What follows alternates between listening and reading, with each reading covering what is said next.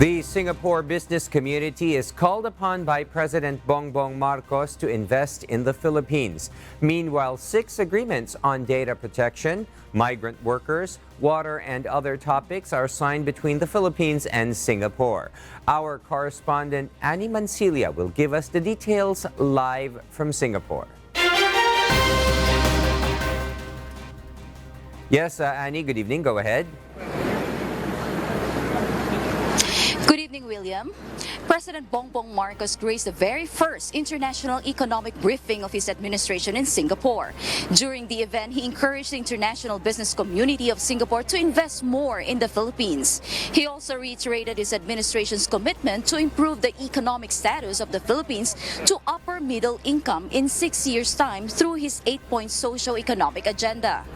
1, 2, 3, 4. Today, we shine a spotlight on Asia's fastest rising star, the Philippines. The Philippines welcomes the next 6 years with optimism, grounded on a favorable investment policy environment, sound macroeconomic fundamentals, and a strong and decisive economic team.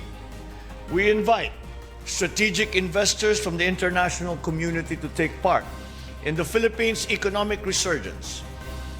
We will change the game by structural reforms that we have set in place to allow for wider participation in our industries. The President is confident the Philippines is heading towards a strong recovery and more competitive investment destination. In the next few years, our economy is expected to outperform our regional peers.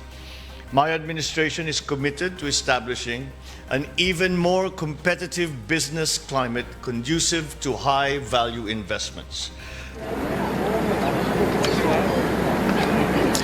His economic managers extensively discussed the economic performance and investment opportunities in the Philippines before the Singaporean business and finance communities.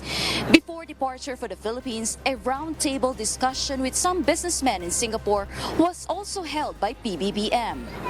Meanwhile, 6 agreements were signed between the Philippines and Singapore today, including the Memorandum of Understanding on Cooperation in Personal Data Protection, collaboration on business opportunities of the development of New Clark City, water collaboration between the Metropolitan Waterworks and Sewerage System of the Philippines and Public Utilities Board of Singapore, as well as arrangement between the Singapore Armed Forces and Armed Forces of the Philippines concerning the assignment of a team to the Regional Counter-Terrorism Information Facility in Singapore.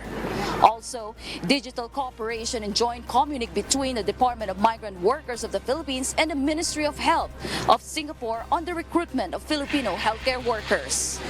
William? Yes, thank you. Annie Mancilia reporting live from Singapore.